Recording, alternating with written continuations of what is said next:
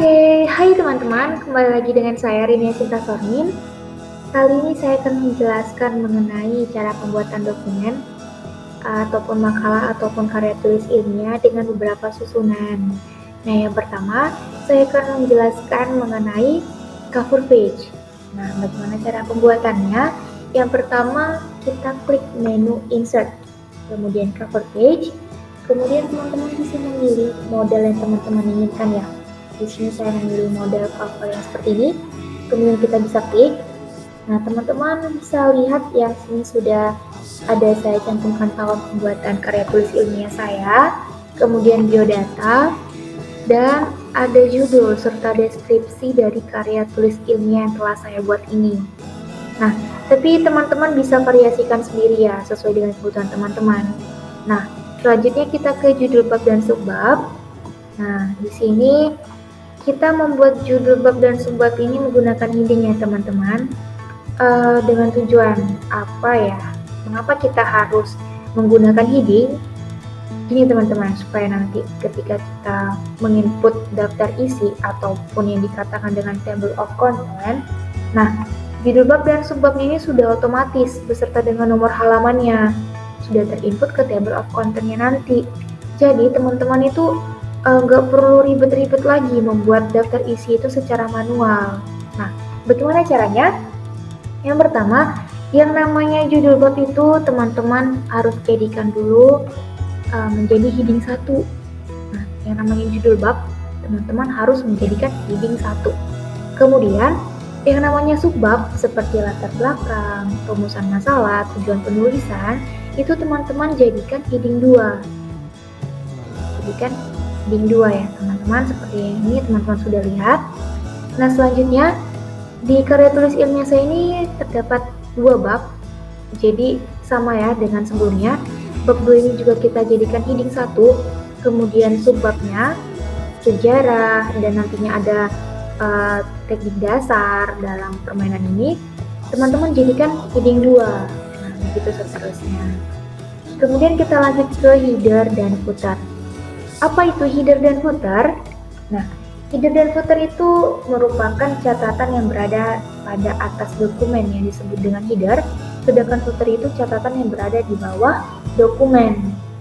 Nah, caranya bagaimana? Yang pertama, teman-teman klik menu insert ya. Kemudian klik footer. Footer ini bagian bawah dokumen ya. Footer. Dan di sini saya memilih model yang seperti ini teman-teman. Nah, ini tuh ya. Teman-teman bisa lihat ya. Di sini footer saya pilih model yang seperti ini. Jadi di sini ada tercantum nama institut dan judul dari karya tulis ilmiah saya, atau teman-teman bisa variasikan sesuai dengan kebutuhan teman-teman ya. Nah, kemudian kita ke footer. Footernya seperti ini teman-teman. Maaf. Selanjutnya kita ke header. Header merupakan catatan yang berada di atas dokumen ya. Nah, kita lakukan hal yang sama. Teman-teman klik menu insert, kemudian klik header. Di sini saya memilih model yang seperti ini. Nah, teman-teman bisa lihat ya, di sini sudah ada headernya. Namun teman-teman bisa kok ini diedit kembali sesuai dengan kebutuhan teman-teman, sesuai dengan variasi dari teman-teman ya. Di sini saya ada mencantumkan judul dari karya tulis ilmiah saya dan juga ada tahun pembuatannya. Nah, atau teman-teman bisa variasikan sendiri. Nah, kembali dulu. Selanjutnya kita ke footnote dan endnote. Nah, itu hampir sama dengan prosedurnya header dan footer, tetapi footnote dan endnote ini berada pada menu reference. Nah, sebelumnya teman-teman arahkan dulu nih kursornya di salah satu kalimat yang ingin teman-teman jadikan footnote. Misalnya ini ya, satu kalimat pertama di awal. Nah, kemudian teman-teman klik insert footnote. Nah, di sini teman-teman bisa lihat ya, di sini ada format yang akan kita isikan footnote tadi, kalimat yang ada di atas tadi. Kemudian cukup kita blok ya, kita blok terus kita tekan tombol Ctrl plus C, kemudian di sini kita arahkan kursor, kemudian kita tekan tombol Ctrl plus V. Nah, teman-teman bisa lihat ya, ini sebenarnya sudah saya input ya. Jadi teman-teman bisa lihat sini ada perubahan, di sini ada sudah terdapat footnote-nya. Nah, gimana teman-teman, sudah paham kan? Nah, begitu juga dengan endnote-nya. Nah, sama ya prosedurnya ya. Nah, selanjutnya kita pergi ke pembuatan sitasi.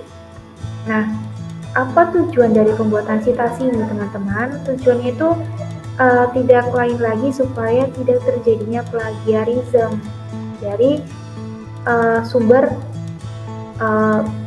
untuk pembuatan karya tulis ilmiah teman-teman ini ya. Nah, bagaimana caranya? Yang pertama, teman-teman terlebih dahulu sudah menginput data-datanya di insert citation. Nah, ini teman-teman bisa lihat saya sudah menginput beberapa sumber citasinya. Nah, jika teman-teman ingin menambahkan sumber baru, teman-teman cukup klik add new source. Oke. Kemudian teman-teman bisa mengisi data seperti yang teman-teman lihat ini ya. Ada nama penulis, judul dari jurnalnya, jurnal apa yang teman-teman ambil, tahun jurnalnya, dan sebagainya. Setelah itu teman-teman klik OK. Nah, teman-teman klik OK ya. Nah, setelah itu teman-teman arahkan kursor di kalimat atau paragraf mana yang akan teman-teman cantumkan citasi tersebut. Misalnya di sini ya teman-teman, saya ambil di paragraf terakhir. Kemudian kita cukup klik insert citation dan teman-teman bisa memilih citasi mana yang ingin teman-teman cantumkan. Oke, kita ambil salah satu. Di sini saya mengambil yang paling atas. Nah, teman-teman bisa lihat ya, sesuai dengan penulisan yang benar, citasinya yaitu nama, lalu tanda koma, kemudian tahun dari jurnal atau sumber yang teman-teman ambil. Nah, begitu kira-kira untuk mencantumkan citasi. Kemudian kita lanjut ke pembuatan dapus atau daftar pustaka ataupun bibliografi. Nah, itu terletak di bagian bawah ya teman-teman ya. Nah, di sini teman-teman bisa lihat saya sudah menyediakan halaman khusus untuk referensi ataupun daftar pustaka ya. Nah, di sini sama dengan cara yang tadi, teman-teman itu sudah harus menginput ya data-datanya itu di insert citation. Nah, sini ya saya sudah menginput data-datanya, beberapa citasi ataupun referensi yang saya ambil. Kemudian sama dengan yang tadi, jika teman-teman ingin menambahkan yang baru, cukup klik new source tadi. Kemudian teman-teman isi data-datanya. Kemudian klik OK. Nah, setelah itu teman-teman cukup klik bibliografi. Bibliografi ini, kemudian teman-teman klik pilih model mana yang teman-teman inginkan. Nah, kita pilih model ini ya. Nah, gimana teman-teman? Di sini sudah ada ya referensi ataupun sumber jurnal yang saya ambil di bagian referensi. Nah, teman-teman sudah paham kan? Selanjutnya kita lanjut ke nomor halaman. Nah, bagaimana cara pemberian nomor halaman? Itu cukup kita klik di menu insert, kemudian kita klik page number, kemudian teman-teman pilih bottom of page. Nah, teman-teman atau bisa variasikan ya, mau nomor halamannya di atas atau di bawah, itu sesuai dengan kebutuhan teman-teman. Di sini saya memilih model yang kedua, yaitu berada di tengah ya, kata tengah nomornya. Nah, kita klik dan teman-teman bisa lihat ya, di sini sudah terinput secara otomatis nomor halamannya. Nah, selanjutnya kita akan membuat daftar isi. Nah, bagaimana caranya? Teman-teman klik menu reference, kemudian table of content. Nah, teman-teman, disinilah mengapa kita memang membutuhkan ya, atau memang menggunakan heading dalam pembuatan judul bab dan subbab tadi, supaya nantinya untuk membuat daftar isi itu sudah otomatis terinput ya teman-teman. Jadi kita cukup klik model yang mana teman-teman inginkan ya. Di sini kita pilih yang pertama. Nah, mana teman-teman? Otomatis kan langsung muncul daftar isinya. Nah, itulah tadi mengapa memang kita harus membutuhkan reading ya dalam pembuatan judul bab dan subbab tadi. Nah, di sini kita cukup ganti ya di daftar isi. Teman-teman siap kan? Bagaimana? Sangat mudah kan teman-teman? Nah, tunggu apa lagi? Teman-teman harus coba langkah-langkah ini. Baiklah teman-teman, sekian dari saya. Semoga video ini bermanfaat. Akhir kata saya ucapkan terima kasih dan salam sejahtera.